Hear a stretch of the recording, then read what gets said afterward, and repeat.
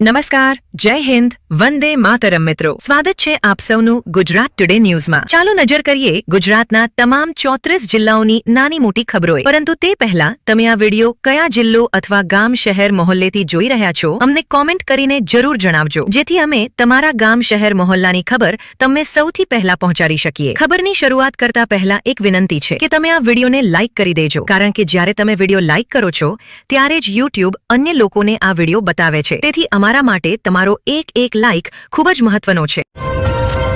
મૂળી તાલુકાના સારા ગામમાં લોકોએ છાપેમારી કરી અને ઓફિસમાં દેશી દારૂ વેચતો એક બાળક પકડી લીધો. દેશી દારૂમાં થતી મિલાવટના કારણે સારા ગામ પર કડક નજર રાખવામાં આવી રહી હતી. દારૂ તસ્કરે એક નવું રસાયણ અજમાવ્યું અને બાળકને ઓફિસમાં દારૂ વેચતા રંગે હાથ પકડી લેવામાં આવ્યો. લોકોનો આરોપ છે કે ગૃહ સુરક્ષા કર્મચારીઓને દેશી દારૂ સોંપ્યા બાદ પણ તસ્કરે દારૂ પાછો લઈ લીધો હતો.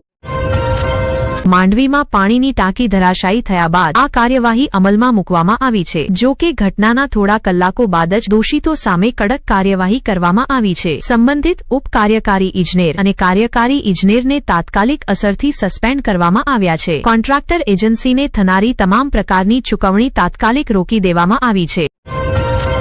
અમદાવાદમાં સોના અને ચાંદીના ભાવ એકવાર ફરી સર્વકાલીન ઉચ્ચ સ્તરે પહોંચી ગયા છે. આસામમાં પણ સોના અને ચાંદીના ભાવ આસમાને પહોંચ્યા છે. 10 ગ્રામ સોનાનો ભાવ 15 લાખ રૂપિયાને પાર પહોંચી ગયો છે, જ્યારે 1 કિલોગ્રામ ચાંદીના ભાવમાં 20,000 રૂપિયાનો વધારો થતા 3,25,000 રૂપિયાનો આંક પાર થયો છે.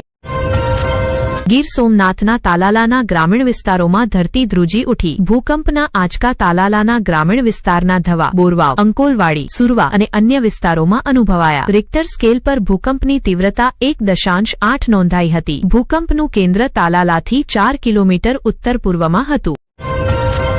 ગાંધીનગરમાં મુખ્યમંત્રી ભૂપેન્દ્ર પટેલની અધ્યક્ષતામાં મળેલી મંત્રીમંડળ બેઠક પૂર્ણ થઈ છે. બેઠકમાં બજેટ સત્રની તૈયારીઓની સમીક્ષા કરવામાં આવી. આવનારા રાજ્ય બજેટને અંતિમ સ્વરૂપ આપવા પર ચર્ચા કરવામાં આવી. સત્રમાં રજૂ થનારા વિધેયકો પર પણ મહત્વપૂર્ણ વિચાર વિમર્શ થયો. રવિ મોસમમાં ખેતી પાકોની વાવણી અને સિંચાઈના પાણી સંબંધિત મુદ્દાઓ પર ચર્ચા કરવામાં આવી. ગણતંત્ર દિવસ માટેના આવનારા રાજ્ય સ્તરીય કાર્યક્રમો, રાજ્ય સરકારના આવનારા કાર્યક્રમો અને નીતિગત મુદ્દાઓ પર પણ ચર્ચા કરવામાં આવી. દેર રાત્રે અમરેલી જિલ્લાના ધારી તાલુકાના હલારિયા ગામમાં 2 સિંહો શિકારની શોધમાં ગૌશાળાની નજીક પહોંચી ગયા. સિંહોને જોઈને ગૌશાળામાં બાંધેલી ગાયો અને અન્ય પશુઓમાં અફરાતફરી મચી ગઈ. આ સમગ્ર ઘટના ગૌશાળામાં લાગેલા સીસીટીવી કેમેરામાં કેદ થઈ ગઈ.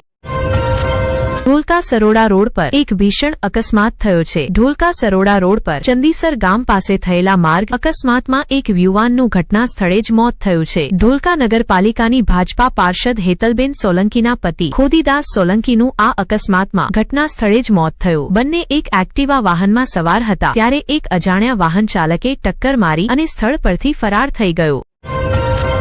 ઝુલાના જયજયવંતી રેલવે સ્ટેશન પર શ્રી ગંગાનગર બઠિંડા ઇન્ટરસિટી એક્સપ્રેસના કોચ નંબર 4માંથી અચાનક ધુમાડો નીકળતા અફરાતફરી મચી ગઈ. મુસાફરો અને રેલવે કર્મચારીઓની સતર્કતાથી તાત્કાલિક કાર્યવાહી કરવામાં આવી. અગ્નિશામક સાધનો વડે ધુમાડાને કાબૂમાં લેવામાં આવ્યો. ટેકનિકલ ખામી અથવા બ્રેક સિસ્ટમમાં ગરમી વધવાને કારણ માનવામાં આવી રહ્યું છે. સમયસર મોટી દુર્ઘટનાને ટાળી લેવામાં આવી અને કોઈ જાનહાનિ થઈ નથી.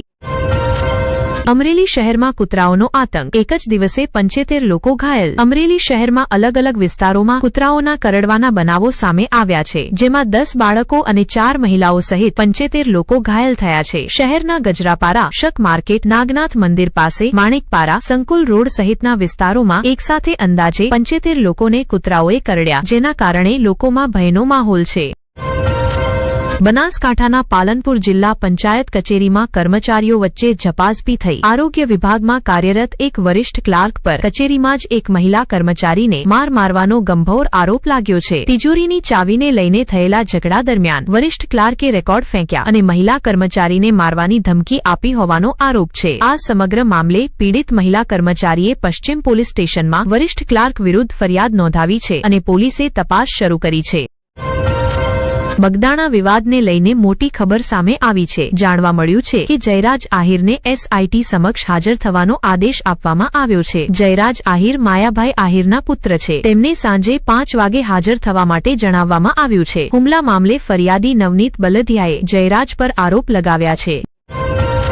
નવસારી વન વિભાગે ગેરકાયદે લાકડાની તસ્કરીનો ભંડાફોડ કર્યો છે. ચીખલી વન વિભાગે નવસારી બારડોલી માર્ગ પર છાપેમારી કરી. તરાસરી સ્થિત અંબિકા ટિમ્બર ટ્રેડર્સ નામની આરી મિલ પર દરોડો પાડવામાં આવ્યો. ગેરકાયદે સાગવાન લાકડાના 85 ટુકડા, ટેમ્પો અને અન્ય સામાન જપ્ત કરવામાં આવ્યો છે. આરી મિલના માલિક, ખેડૂત અને વેપારી સહિત 4 લોકો સામે કાર્યવાહી શરૂ કરવામાં આવી છે. કોંગ્રેસે એસઆઈઆરના કામકાજને લઈને ગંભીર આરોપો લગાવ્યા છે. કોંગ્રેસ પ્રદેશ અધ્યક્ષ અમિત ચાવડાએ જણાવ્યું કે ફોર્મ 7નો દુરુપયોગ કરીને ગુજરાતના અંદાજે 10 લાખ મતદારોના નામ રદ કરવાની તૈયારી ચાલી રહી છે. તેમણે આરોપ લગાવ્યો કે ભાજપ જનતાના મતદાનના સંવિધાનિક અધિકારને છીનવવાનો પ્રયાસ કરી રહી છે. અમિત ચાવડાએ કહ્યું કે છેલ્લા કેટલાક દિવસોમાં નોંધાયેલી આપત્તિઓ પરથી સ્પષ્ટ થાય છે કે અરજદારોની વિગતો ખોટી છે અને ચૂંટણી પંચ દ્વારા આ વિગતો છુપાવવામાં આવી રહી છે. હિંમતનગરમાં આરોગ્ય વિભાગના કરાર આધારિત કર્મચારીઓએ પોન્ઝી સ્કીમ ચલાવીને લોકોને ઠગ્યા છે. તેમણે 12 લોકોને 10 થી 15% વળતરનું વચન આપી મોટી રકમનું રોકાણ કરાવ્યું હતું. પીડિતે 4 મહિના પહેલા પોલીસને આ છેતરપિંડીની જાણ કરી હતી. જો કે હિંમતનગર, અમદાવાદ, ગાંધીનગર, અરવલ્લી અને ઈદરના રોકાણકારોએ 6 ઠગોના ગેંગ વિરુદ્ધ ફરિયાદ નોંધાવી છે. રાજસ્થાનના જોધપુર નજીક અરના ઝરણા પાસે ગુજરાતની એક બસ અને ટ્રક વચ્ચે થયેલી ટક્કરમાં 2 લોકોના મોત થયા છે. 20 લોકો ઘાયલ થયા છે. ઘાયલોને સારવાર માટે માથુરદાસ માથુર હોસ્પિટલમાં દાખલ કરવામાં આવ્યા છે. રાજકોટ ખોડલધામમાંથી મોટી ખબર સામે આવી છે. પૂર્વ મુખ્યમંત્રી આનંદીબેન પટેલની પુત્રી અનાર પટેલ અંગે જાહેરાત કરવામાં આવી છે. અનાર પટેલને ખોડલધામ સંગઠનની અધ્યક્ષ જાહેર કરવામાં આવ્યા છે. ખોડલધામ ટ્રસ્ટના અધ્યક્ષ નરેશ પટેલે અનાર પટેલના નામની જાહેરાત કરી. હવે અનાર પટેલ ખોડલધામ સંગઠનની જવાબદારી સંભાળશે. ખોડલધામ ખાતે આયોજિત સંયોજક સંમેલન 2026માં આ મહત્વપૂર્ણ જાહેરાત કરવામાં આવી હતી.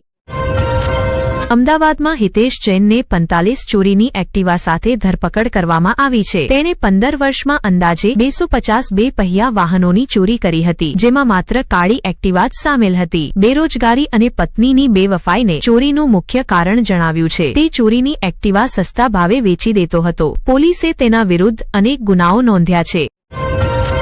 અમદાવાદના પ્રસિદ્ધ વીએસ હોસ્પિટલ માટે વર્ષ 2026-27નું બજેટ ડ્રાફ્ટ જાહેર કરવામાં આવ્યું છે. આ વર્ષે બજેટમાં ગયા વર્ષની સરખામણીએ 37.80 કરોડ રૂપિયાની કપાત કરવામાં આવી છે. મુખ્ય ટાવર બિલ્ડિંગ અને નવસર્જન માટે 25 કરોડ રૂપિયા ફાળવવામાં આવ્યા છે. સ્થાપના ખર્ચ, પેન્શન અને સ્નાતક તાલીમ માટે 204 કરોડ રૂપિયા ખર્ચવામાં આવ્યા છે. પીએમ જય યોજના હેઠળ દર્દીઓની સંખ્યામાં પણ ઘટાડો નોંધાયો છે.